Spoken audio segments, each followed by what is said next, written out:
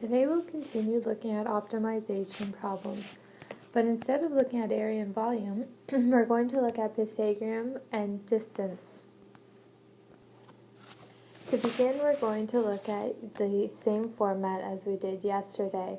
As well, we need to remember to follow our steps. The same steps do apply. So, in example 1, Karen's house is located 20 kilometers north of Mike's house. At 9 a.m., Karen leaves her house and jogs south at 8 kilometers per hour. At the same time, Mike leaves his house and jogs east 6 kilometers per hour. When are Karen and Mike closest together if they each jog for 2.5 hours? So, our first step, let's draw out our diagram. So we have Karen here, so K will represent Karen, who is north of Mike. And so we have Mike here. We know that they are 20 kilometers apart, so we're going to have 20 there. Now the next thing it tells us that Karen leaves her house and jogs south at 8 kilometers per hour. So she's leaving her house and jogging at 8 kilometers per hour. So another thing that we need to look at is the fact that Mike leaves his house and he is jogging east at 6 kilometers per hour. So he's going to jog east here at 6 kilometers per hour. So it wants us to find out when Karen and Mike are closest together if they each jog for 2.5 hours. So what we're going to do here is we're going to have Karen, who we know Karen and Mike, they start off 20 kilometers apart. So we know that she's jogging at 8 kilometers per hour, so we can say that is 8t. T in this case is going to represent our time. So T equals time. And in this specific example, time in hours. So we know that Mike is jogging 6 kilometers per hour, so that is 6t. So we then know we want to look for what is the distance between Karen and Mike. So if Karen here has gone and run south, say to this point, we don't know specific points, right? We want to find out what this distance, so we're going to say S for our distance apart.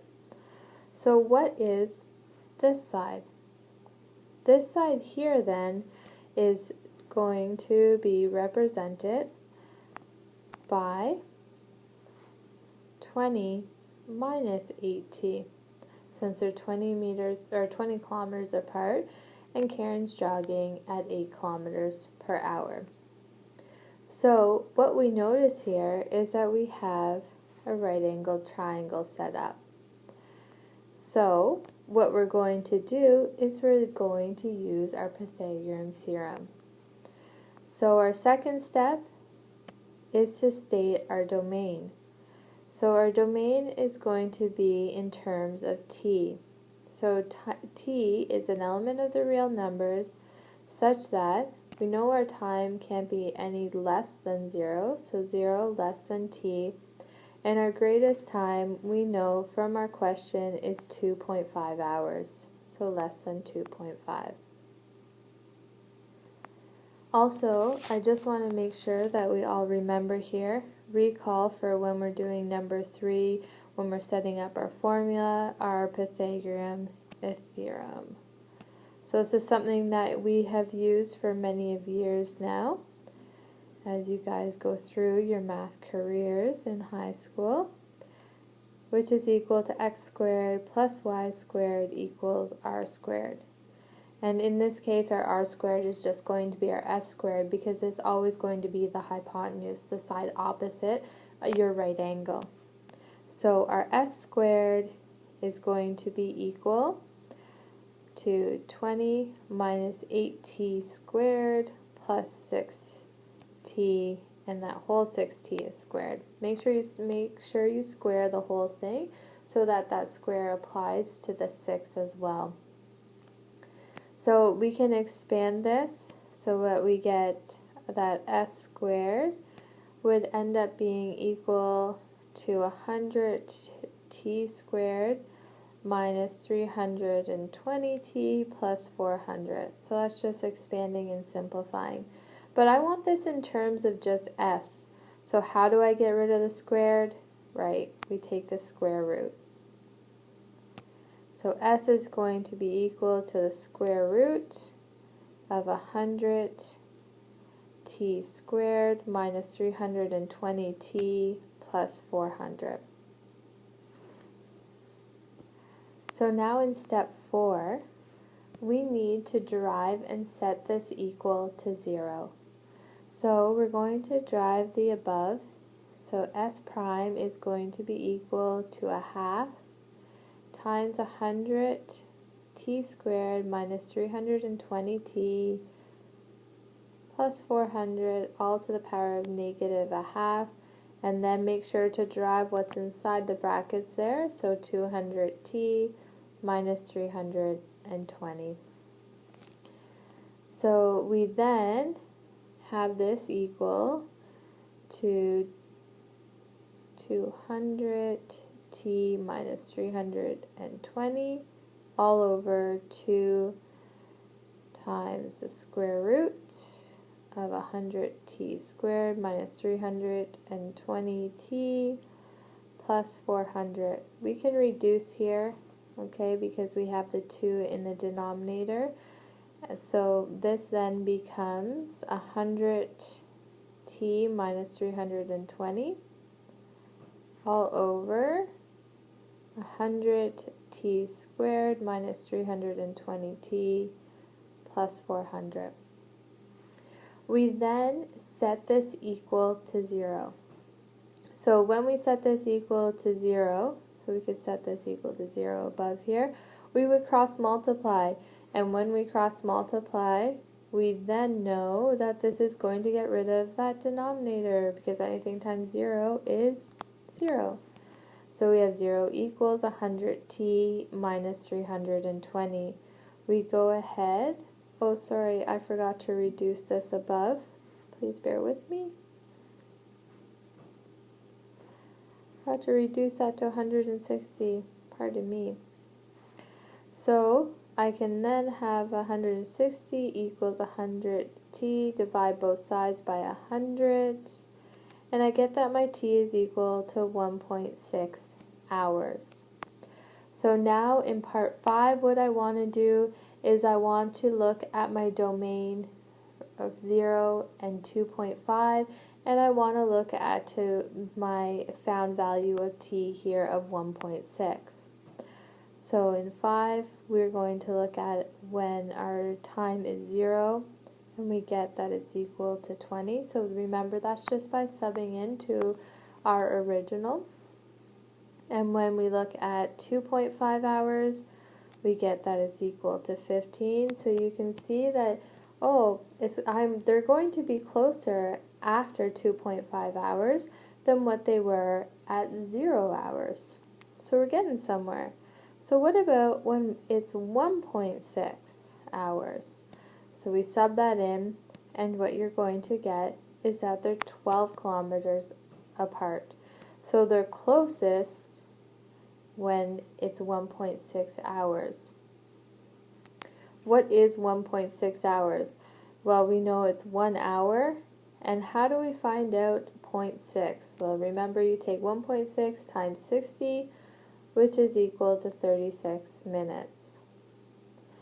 So if they started at 9 a.m., then at 10:36 a.m., they will be the closest.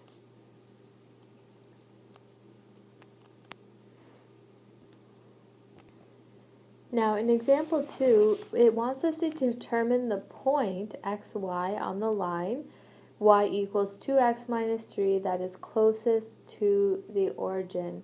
Now remember, our origin is just the point 0, 0. So what I'm going to do here, this one's a little bit different, so I'm going to draw my x and y axes. Alright, and I'm going to put my line on there.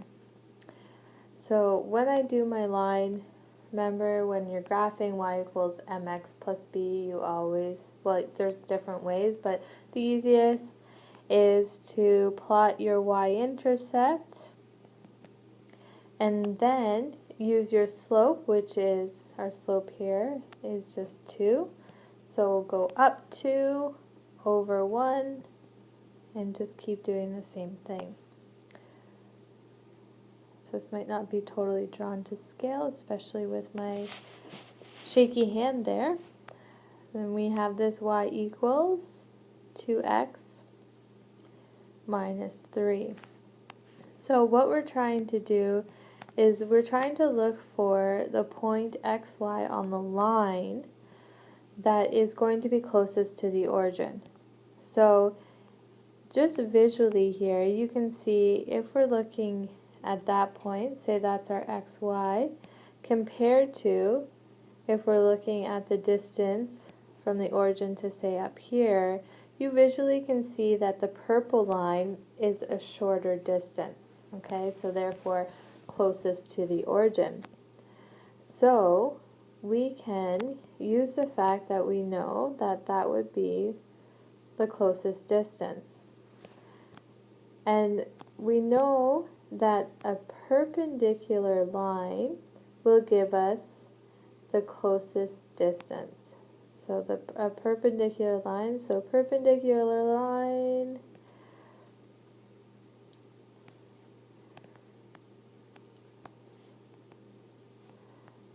will give the closest distance.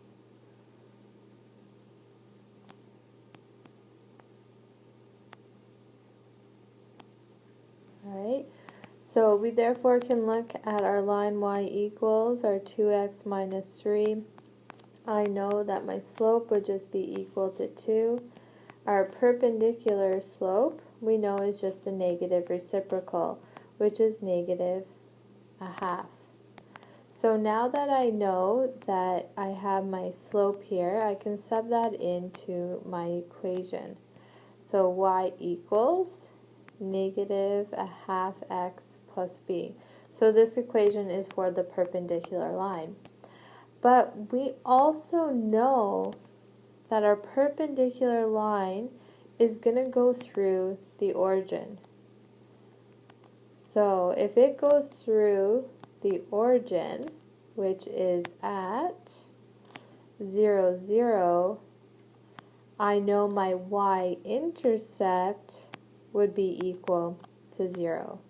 So therefore I'd have y equals negative a half x. So now you can see that I have y equals negative a half x, and I also have that y equals 2x minus 3. If they're both equal to y, I can then set them equal to one another. So what I do next is I set a negative a half x is equal to my 2x minus 3. What this is going to do is going to allow me to be able to solve for x. So I can rearrange here. I can have 3 is equal to 5 halves x, and therefore I get that x is equal to 6 fifths. Since I know what my x value is, I'm going to sub it into my first line here given, right? Because we're looking at the point on the actual line. So we sub that in for our x value to solve for our y, and we're going to get that y is equal to negative 3 fifths. So therefore, the point is 6/5, negative 3/5. So now in example 3, we want to determine the point xy on the curve y squared minus x squared equals 4 that is closest to the point 2, 1. So again, now we're going to continue looking at our steps here. Alright, so we still followed the same steps in example 2, we just didn't lay it out exactly the same, and we actually didn't have to derive in that example. So in this example, our first step is we're going to draw our curve and look at where the point is and come up with how are we going to solve this. So just looking at this, I want this in terms of y. So I get y is going to be equal to the plus or minus the square root of x squared plus 4. So that's just with some rearranging, and I know anytime I take the square root it can be plus or negative. So positive or negative. So I'm going to first draw my x and y axes, and I'm going to then label or draw my curve. So when you look at this, I can never have a negative underneath my square root. If I had a negative underneath my square root, I know I would have an imaginary number, which we don't work with imaginary numbers. So I know by looking at this that I can have nothing greater than 2. Alright, so when you are looking at that, then you're going to have the values of 2. When you put in 2 into this equation, you're going to have that it's equal to the square root of 8 or negative 8. Now what about if I put in 0? If I put in 0 here, I'm going to have the square root of 4, which is just 2, or negative 2. And similarly, if we put in positive 2, it would be negative and positive, root 8. So what I'm having here when I draw this are my little semicircles. So now what I'm going to do is I'm going to label my point. So the point is 2, 0. So that's going to be right on my x-axis here at 2, 0. So what we're going to do is we're going to look at the fact that we need to find what the closest, that is closest to the point, this point 2, 0. So we need to determine a point on the curve. So if we need to determine a point that is on the curve, we're going to look at some point here. Alright? Similarly, below some point here.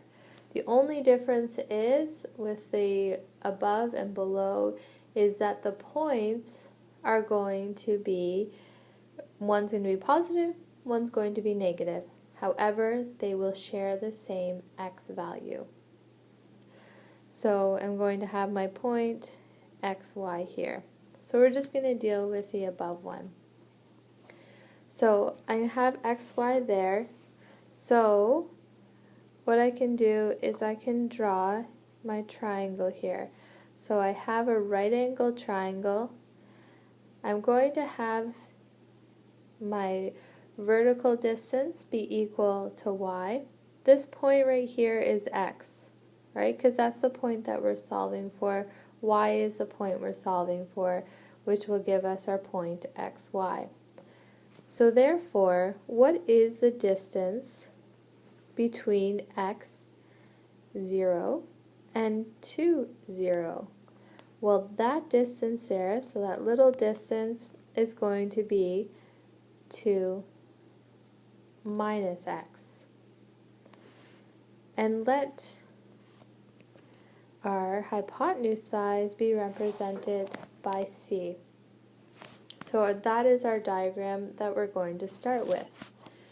Number 2, we need to state our domain. So our domain is going to be in terms of x, so x is an element of the real numbers, such that x is going to be between -2 and +2.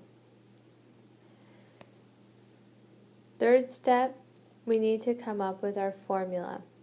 So our formula is just using our Pythagorean theorem, which is c squared equals our 2 minus x squared plus y squared. So we know what y squared is from above, because y squared is just equal to x squared plus 4. So we can replace that y squared with that value. So we have that our c squared is equal to 2 minus x squared plus our x squared plus 4.